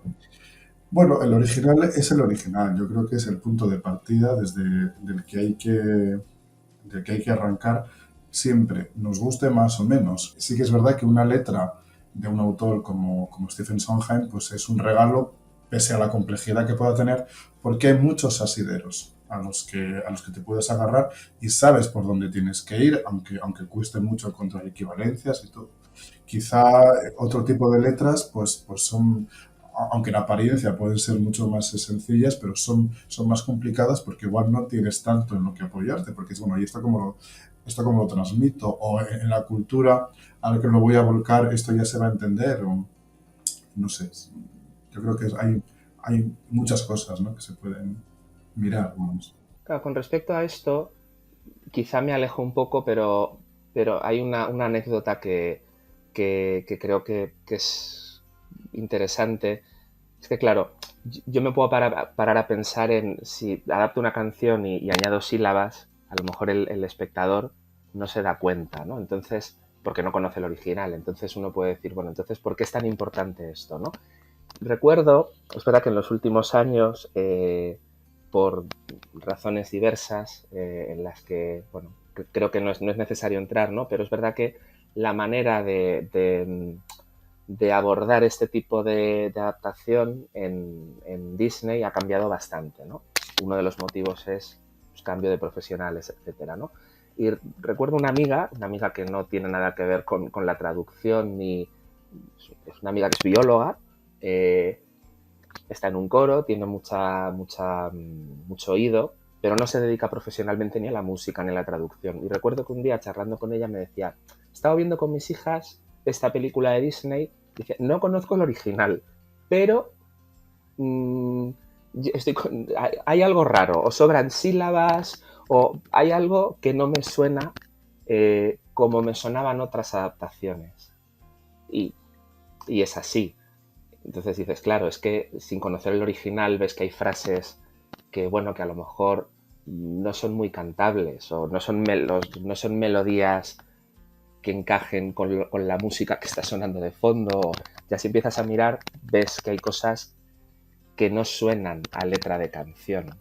Y es porque han intentado de alguna forma ir muy pegados a lo que dice el original y aparte, pues porque no, sin ánimo de hacer sangre con el trabajo de nadie, no han tenido la capacidad en ese momento, puede ser por una cuestión de plazos, etcétera, o por infinidad de motivos, ¿no?, de dar con soluciones que suenen, que sean musicales, que sean eufónicas, ¿no? Y curiosamente, en esta conversación pude comprobar que, bueno, que el que tiene cierto oído sí se da cuenta de cuando algo funciona y cuando no. Lo que decíamos antes de que es la letra de una canción, es decir, no hay que perder de vista que hay una música, que hay una partitura detrás. Y eso es lo que está marcando toda nuestra labor, ¿no? Sí, yo de todas formas me refería, Iñaki, a que aunque haya una partitura, puede haber casos en los que se añada una sílaba y claro, el que no conoce la partitura ni puede no darse cuenta, lo más posible es que no se dé cuenta, ¿no? Pero aún así, si se abusa mucho de ese recurso, ¿no?, que consiste en añadir sílabas de vez en cuando, es posible que el resultado final suene un poco ortopédico. Por eso al final los adaptadores más cuidadosos directamente procuran no introducir sílabas casi nunca y ya está, porque si no, ¿dónde pones el límite?, ¿no? El otro día, volviendo al ejemplo de La Bella y la Bestia, ¿no?, que yo creo que a todo el mundo le viene a la cabeza la melodía. Estamos hablando de una canción con 5 estrofas y cada estrofa está compuesta por 5 versos de 5 sílabas. Entonces, eso tiene una musicalidad. Sí, 5, ¿no? Sí, 5. Entonces, claro, y esa regularidad está en consonancia con el mensaje de la letra, que habla de una historia que se repite y que se renueva. Entonces, claro, si de repente empiezas a introducir sílabas, te estás cargando esa melodía tan regular, ¿no? Claro, en esa canción sería muy, muy evidente, en otras quizá no, pero yo creo que al final lo suyo es hacerlo bien y tener el tiempo de hacerlo bien, porque yo creo que al final cuando hay parámetros que los respetas a veces sí, a veces no, al final te mueves en un terreno muy movedizo en el que yo creo que no sabes muy bien lo que estás haciendo, ¿no? Y yo creo que ahora me remito a algo que dijo María Ovelar una vez en un curso, ¿no? Dice, bueno, pero ¿cuándo te saltas alguno de todos estos parámetros? Y dices, bueno, pues cuando ya tengo que entregar y no se me ha ocurrido nada después de darle 1000 vueltas, pero mientras tanto intento ceñirme a esto. Efectivamente, luego hay una cuestión, y es que, claro, si tienes 7 días para hacer 7 letras, pues claro, a lo mejor no se te ocurren cosas que se te ocurrirían en un mes. Pero yo creo que el horizonte tiene que ser ese, en la medida de lo posible. Y claro, si te dedicas habitualmente a eso, que también es difícil porque no hay tanto trabajo en este campo, es difícil que a lo mejor estés entrenado, ¿no?, en este tipo de adaptación, ¿no? En relación con eso, tengo una duda práctica porque, de hecho, recuerdo que cuando empezamos el podcast, Disney Plus le entraron las prisas, digamos, por sacar estrenos y sacaron el musical Hamilton de Lin-Manuel Miranda y lo sacaron sin nada, o sea, a pelo, sin subtítulos en español y sin nada. Y durante un año no hubo subtítulos en español. Ahora ya actualmente sí que hay. Claro, si de repente hacen estos cambios de dirección de estrenamos esto ya, porque con una película se puede hacer algo relativamente rápido, aunque no es lo ideal, ¿eh? Pero ¿cuánto dirías que se puede tardar en adaptar las canciones de un musical para cine? O en comparación con teatro, que Iñaki hace teatro. Bueno, ahora que has nombrado Hamilton, cuento, Iñaki, lo de Hamilton y te cedo la palabra. voy a contar un caso muy poco habitual, que es la adaptación de Hamilton al alemán. El proceso completo duró 5 años. Claro, no, los adaptadores no estuvieron 5 años con las letras, pero desde que se les hizo el encargo, además han estado con Lin-Manuel Miranda, con el autor original, han sido 5 años y los últimos 6 meses, 6-7 meses, fueron los que dedicaron a adaptar las canciones como tal. Pero claro, después de un trabajo previo de empaparse del texto, yo no sé alemán, he escuchado las letras, algunas, a las que he podido tener acceso, y de lo que sí me doy cuenta es de que no sobra ninguna sílaba, sobra una sílaba en un sitio por un motivo concreto que explican los adaptadores, están todas las rimas, pero claro, es que eso lleva mucho tiempo. Pero es verdad que esa no es la manera habitual de trabajar, pero en este musical en concreto, Lin-Manuel Miranda se implicó a fondo en acompañar ese proceso, ¿no? Eso sería lo ideal siempre, ¿no? Pero claro, entiendo que eso también es muy caro y quizá no siempre interese. Que quería decir que antes hemos hablado de canciones que se han hecho conocidas y que a lo mejor, ¿no? Ha dicho Damián también, que a lo mejor la traducción no estaba tan trabajada, o sí que estaba trabajada, pero no sé, por algún motivo no funcionaba tan bien, pero sin embargo han tenido muy buena recepción, ¿no? Entre el público. Y quería aprovechar que os tenemos aquí y que sois especialistas en canciones para ver, no sé si es meteros en un follón, pero me gustaría que opinaseis sobre la traducción de la canción de Let It Go de Frozen en español de España. No conozco la versión latinoamericana, creo que la he escuchado, pero ahora no me acuerdo de cómo se solucionó. Pero para mí la letra, bueno, he estado comprobando el nombre de los autores en español, creo que son Jacobo Calderón y Alejandro Nogueras. Por supuesto, no es nada personal. Esto es un comentario sobre la traducción. A mí es que hay partes que me parecen muy poco naturales. Siempre lo he pensado cuando mi sobrina la cantaba, que repito, es una canción que ha tenido muchísimo éxito y al final ese es el objetivo, así que genial, ¿no? Misión cumplida. Pero desde la distancia, qué pequeño todo es. Incluso el suéltalo, ¿no? Incluso lo que se repite más. Ni una huella queda ya, cosas así. No sé cómo lo veis vosotros. No sé si queréis opinar o si es demasiado comprometido, pero para mí es una canción que se ha hecho muy famosa y que tiene una traducción cuando menos curiosa. Cuando he hablado antes del ejemplo de mi amiga bióloga, Sí. hablaba de las letras de esta película, precisamente. Ah, vale. Vale.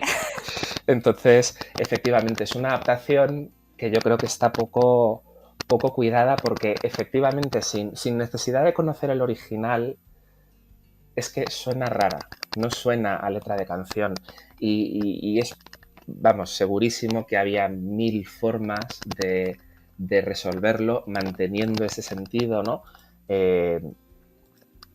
Pero buscando soluciones, pues eso, que sean más literarias, que sonasen mejor, ¿no? Luego hay esta idea también de que cambiar el orden de la frase es algo poético, que es ¿no? Que bueno, es que en poesía después ¿no? A mí me suena muy a Yoda. Y de Yoda también, de Yoda, claro.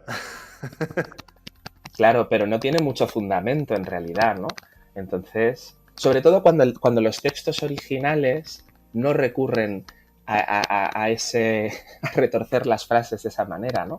Entonces, claro, si eso es una seña de identidad del autor, ¿no? Que ha escrito un texto que se lee, que se canta con facilidad y que respeta, digamos, el orden natural de la frase, pues claro, eso es algo que habría que cuidar también en la adaptación. O recurrir a un hipérbato cuando realmente no tengas otra opción, ¿no? Pero no recurrir a ello de manera habitual o en cada 2 versos, ¿no? Sí, es que tiene temas para mí incluso sintácticos, ¿no? Antes hablabais de que a veces puede ser una persona que no conozca ni la lengua extranjera, sino que domine la lengua de llegada. Y es que esta canción, yo siempre que oigo a los niños cantarla, pues y un pensamiento en mí surgió y cristalizó. Oh, madre mía. Para mí esto es un calco. Para mí esto es un calco muy grande. Bueno, ya está. No quiero seguir destrozando la letra, que al fin no me gusta meterme con el trabajo de nadie, pero ya que estabais aquí quería saber cómo lo veíais, porque creo que es un ejemplo de canción muy conocida y además, claro, de una película, ¿no? De una productora, pues, importante. Sí, lo que pasa es que si la adaptación hubiese sido buena, posiblemente la canción tendría el mismo éxito. Conclusión, hazlo bien.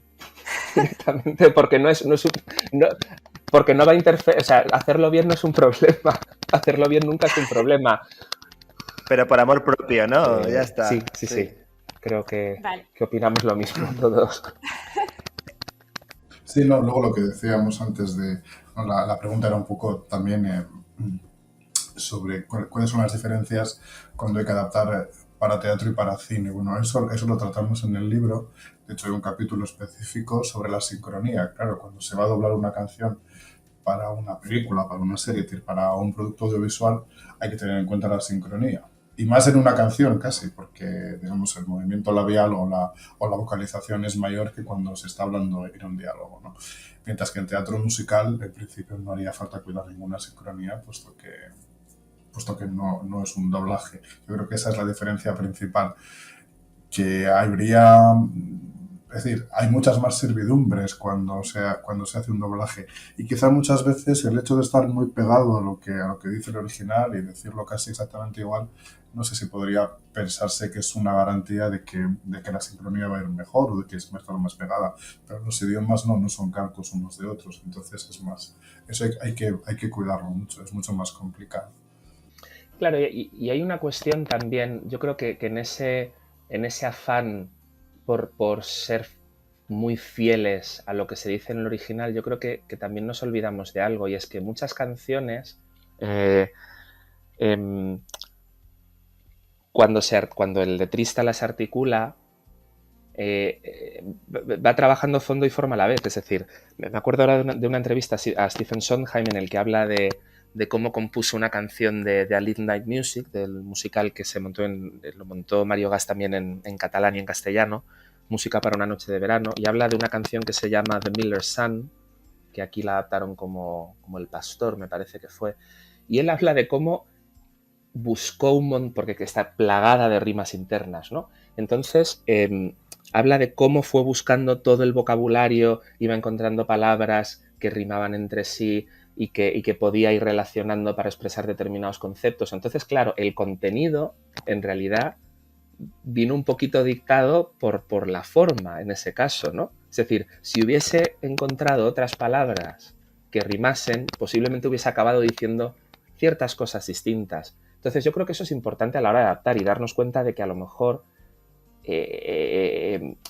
modificar o cambiar un concepto por otro, siempre y cuando se muevan dentro de un mismo ámbito, te está haciendo que trabajes de una manera más similar a cómo trabajó el autor, ¿no? Entonces, que también hay que saber qué sitio ocupa cada concepto, cada idea, porque a lo mejor en inglés efectivamente habla del Miller's Son y en castellano ahí lo adaptaron como El Pastor. Creo que luego lo modificaron en ensayos, pero entonces, claro... Sí, luego fue el molinero al final. Fue pero claro, un molinero buscaré, claro, y luego primero me casaré con un pastor, claro, sí. Sí, pero bueno, pero es muy interesante ver cómo es el proceso, efectivamente, lo que decía Nicolás. O sea, lo más importante cuando se adapta la letra de una canción, claro, es que eso requiere tiempo, que es precisamente lo que no se suele tener, pero hay que conocer muy bien el original, pero no me refiero solamente a la lengua del original, sino de dónde surge esa canción, qué es lo que está contando, por qué lo está contando así, ¿no? Claro, luego no es lo mismo traducir una canción para lo que sea un musical, que ya hay un repertorio, hay un hilo narrativo generalmente, que una canción pop, ¿no? Por ejemplo, que puede estar suelta y ser algo más libre. Esto de lo de la libertad, la fidelidad y la literalidad hay que ponerlo entre muchas comillas, porque son conceptos espinosos con los que estamos tropezando constantemente, porque en el fondo es lo que hace que a veces no se pueda llegar a buen puerto, ¿no? Pero sí es interesante saber, efectivamente, si, o sea, quizá en ciertas canciones la forma es tanto o más importante que lo que está diciendo. Y eso hay que mantenerlo en la adaptación. Es que además, si la forma no fuese importante, en un musical los personajes directamente no cantarían y solo hablarían. Lo que distingue la canción del diálogo en gran parte es la forma. Y la forma es la música combinada con la forma del texto, ¿no? Entonces, si eso no fuese importante, pues directamente no habría canciones. Entonces, yo creo que esto es importante. Quería preguntaros, ya que, bueno, cada maestrillo tiene su librillo, ¿no? Entonces, un tema que me interesa mucho hace tiempo, de hecho hace 2 años, lancé un vídeo en redes sociales que a lo mejor a alguno de nuestros oyentes le suena en YouTube, que se llamaba Las manías del traductor audiovisual. Esto fue antes de que Blanca y Damián mataran mi canal de YouTube, Nosotros no porque somos me invitaron asesinos, a formar Nunca hubiera parte subsistido por sí mismo ese canal, por del favor, no nos eche podcast. la culpa a nosotros. Bueno, a lo mejor si no tuviera que hacer los episodios, en fin, pero estoy muy contento con el nuevo proyecto. Oye, menos reproches. Es que tenía que decirlo.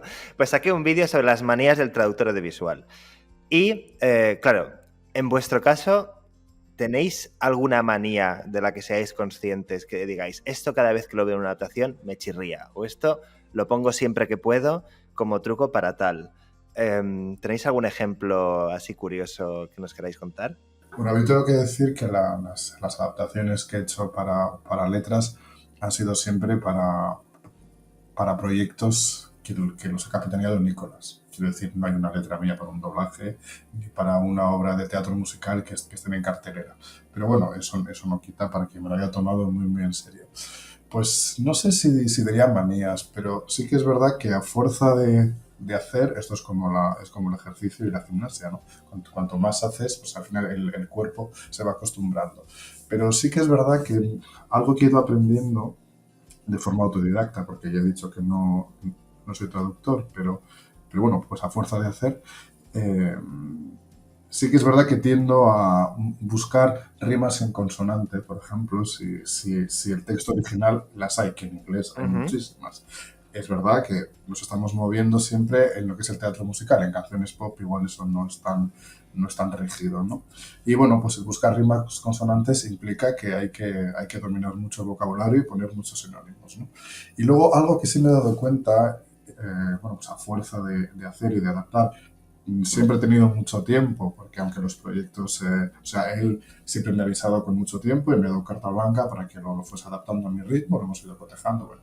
Con lo cual he trabajado en unas condiciones que son privilegiadas, que no tienen nada que ver con las de los adaptadores, digamos, que se dedican a ello, ¿no? Pero algo que sí me he dado cuenta es, por ejemplo, la importancia de la sintaxis. Es decir, si uno domina bien cómo van engarzándose los versos y las estrofas y hace que la sintaxis sea fluida, eso tiene una importancia decisiva a la hora no solamente de la cantabilidad, sino de la inteligibilidad. Y creo que eso es importante, ¿no? Así que muchas veces nos paramos a pensar en esta palabra o este término, pero no solamente es eso, sino creo que la sintaxis en el fondo es el armazón, es lo que sostiene todo, ¿no?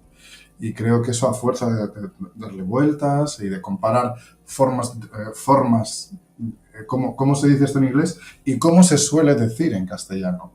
O sea, no cómo se dice, sino cómo se suele... O sea, no cómo... no hacer una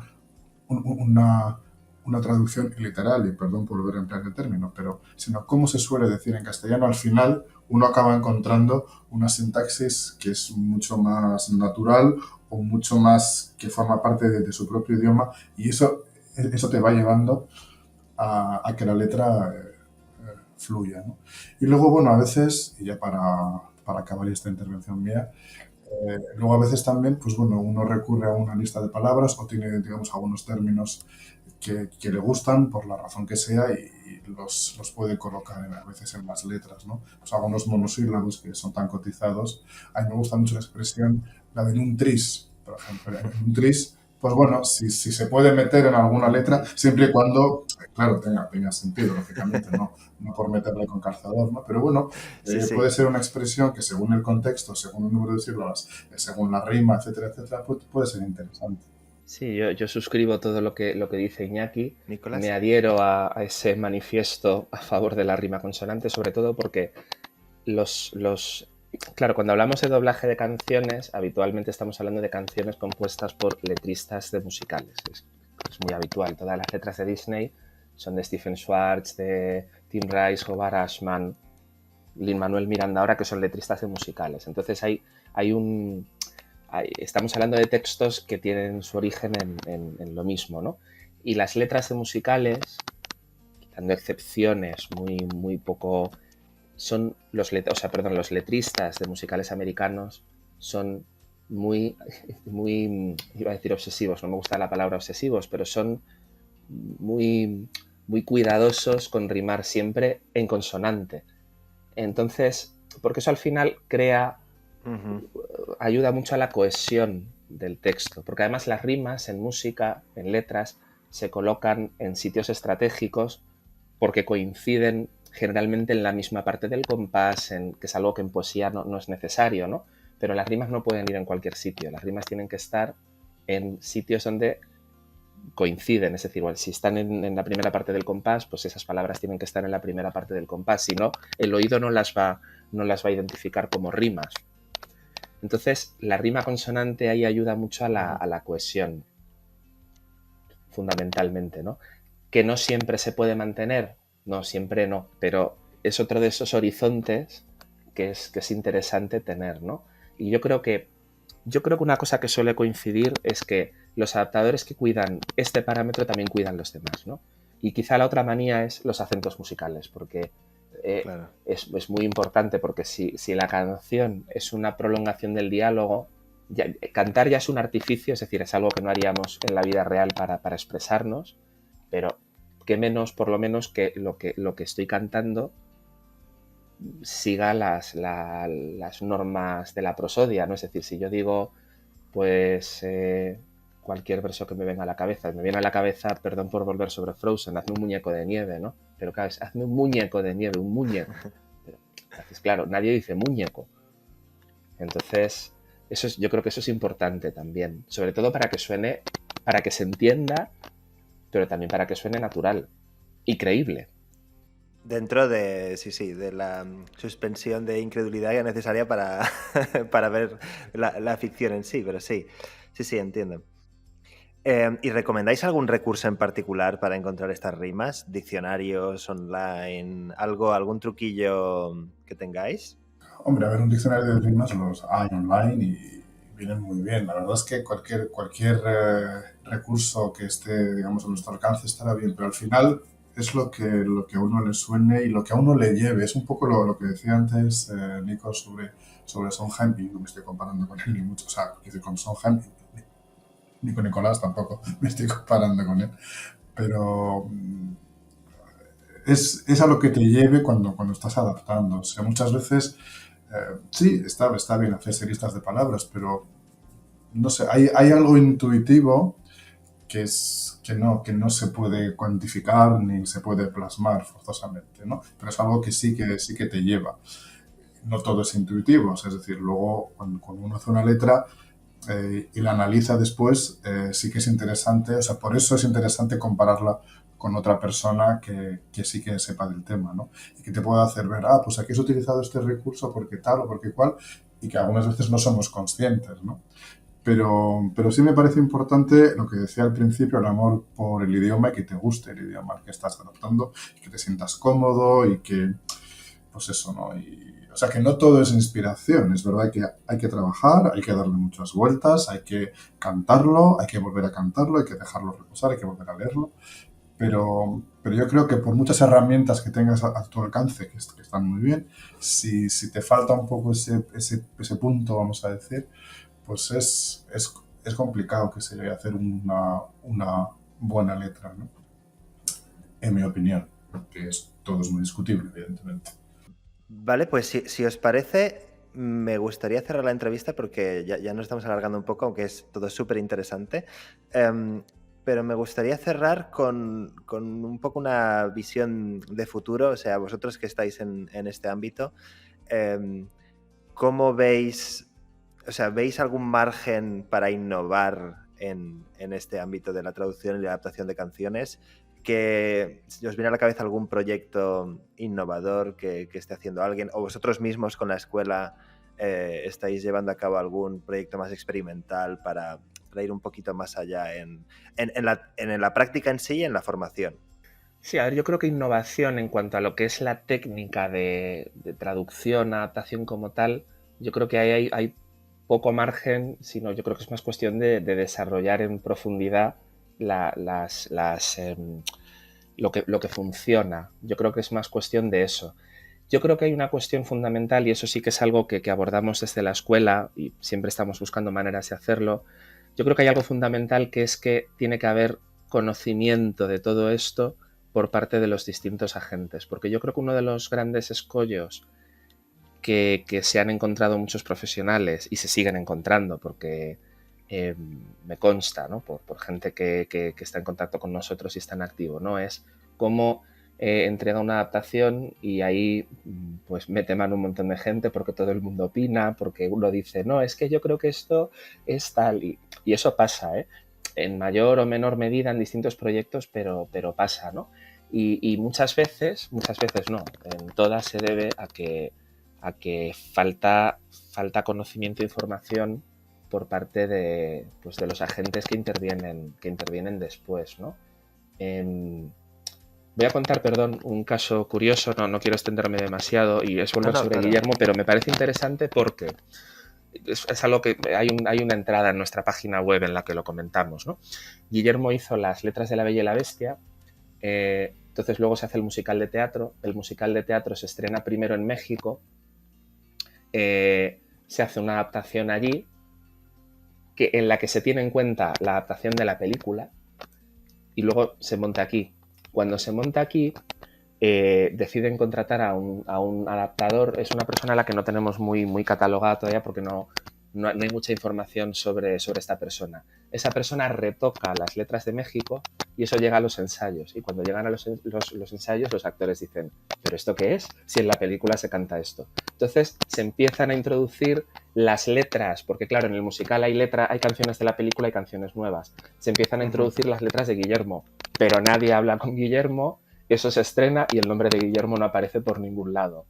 Guillermo recibe una carta de disculpa de Disney al año o así, porque él se quejó, pero es que para más Inri, años después, Stage vuelve a montar el musical, cogen esa adaptación, se la dan a otra persona para que la vuelva a retocar, esa persona aparece como adaptadora, se la nomina también a un premio por adaptación de teatro, a ella, y están todas las letras de Guillermo, y a Guillermo no lo ha nombrado nadie en no sé cuántos años. O sea, es que es de traca esta historia. Vaya tela. Es de traca, porque todo el mundo sabía de quién era, pero nadie... ¿Y eso cómo puede ser, no?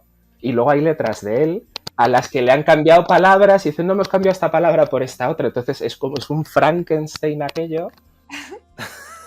¿Y la persona nominada al premio no dijo nada? Pues no sé si dijo o no, a mí no me consta que lo haya dicho. Dices, Dios ¿esto cómo mío. puede ser? ¿Esto cómo puede ser? Soy así de bueno, he cambiado 3 palabras. No. Luego, otra manera de trabajar es directamente juntar, que eso es una experiencia que estamos llevando a cabo ahora, lo hemos hecho en Valencia en mayo, en Málaga en noviembre, es formar grupos de traductores y cantantes y que todos hagan todo. Entonces, empezamos con esto, de hecho lo vamos a hacer María Ovelar y yo, juntamos a los traductores con los cantantes y trabajamos durante una mañana en la adaptación de una canción. Obviamente los traductores ahí pueden aportar más. Y luego se graba la canción en un estudio y todos graban, tanto los traductores como los cantantes. Y uno de los objetivos ahí es llegar a conclusiones a partir de un caso práctico que han tenido que trabajar en primera persona, ¿no? Entonces, bueno, yo creo que sería interesante profundizar en esta manera de trabajar porque sería la forma... Yo creo que es enriquecedor para el traductor porque se puede dar cuenta de cosas con respecto a cantabilidad, por ejemplo, ¿no? Al estar en el estudio y escuchar cómo se graba eso y además tener la oportunidad de enmendarlo ahí, ¿no? Claro. Y para el cantante también. Para el cantante también es una manera de descubrir todo ese trabajo que hay detrás para luego poderlo respetar. Que yo creo que esto es muy importante y que no siempre se hace lo mismo, por desconocimiento, ¿no? No, me parece muy interesante. De hecho, tiene que ver con, bueno, con otras iniciativas docentes que se están haciendo. No sé, ahora pienso en Pablo Romero Fresco, ¿no? Con accesibilidad y con intentar que los propios cineastas sean conscientes de lo que implica la traducción. O sea, que sí que veo un paralelismo entre estas formas de enseñar, vamos. Pues si os parece, para cerrar ya la entrevista, habladnos de, bueno, dónde podemos encontrar vuestro libro, dónde podemos encontrar la Escuela de Doblaje de Canciones, en qué redes estáis y demás. Sí, nuestra página web es escueladedoblajedecanciones.com y ahí están los enlaces a todas las actividades que organizamos, también para acceder al libro, tanto en su formato digital como en su formato, o sea, en papel. Y luego estamos en Instagram, somos Escuela de Doblaje de Canciones, y en Twitter y en Facebook también somos Escuela de Doblaje de Canciones. Perfecto. Pondremos los enlaces en la descripción del vídeo de YouTube, pero igualmente bueno, que lo sepáis. Y nada, muchas gracias por haber venido, por estar aquí y compartir un poco, adelantarnos parte del contenido del libro. Para los que luego lo quieran profundizar más, pues ya saben dónde ir. Y eso, ha sido un placer aprender un poco más del tema. Muchas gracias a vosotros. También ha sido muy interesante compartir esto con todos vosotros. Muchísimas gracias. Muchísimas gracias a vosotros. Ha sido un rato muy, muy ameno y muy agradable. Muchas gracias. Pues hasta la próxima. Nos alegramos mucho. Gracias. Gracias. Chao. Hasta la próxima. Hasta la próxima. Adiós.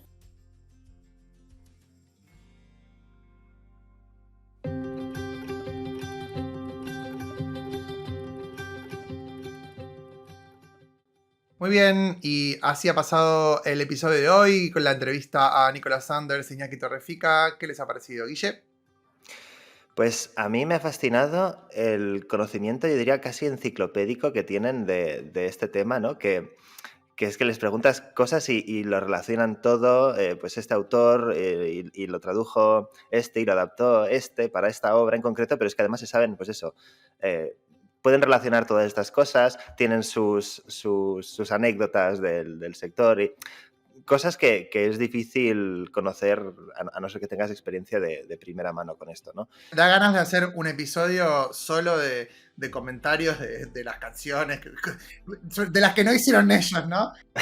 De curiosidades. Y luego, así a nivel anecdótico, me ha parecido curioso lo de que intentan cuadrar todo hasta el punto de que si pueden no añadir una sílaba, mejor no añadirla para que no se descuadre, porque la canción original está pensada hasta la última coma y la traducción tiene que cuidarse así, ¿no? Y claro, desde el punto de vista pues bueno, yo vengo del mundo de la subtitulación, donde las traducciones, las canciones se traducen de cualquier manera y no hay letrista ni hay nada. Y claro, que te digan eso, es que aquí han añadido una sílaba y se nota, y dices, wow, qué nivel qué cuidado está esto, ¿no? Cuando se hace bien. Blanca.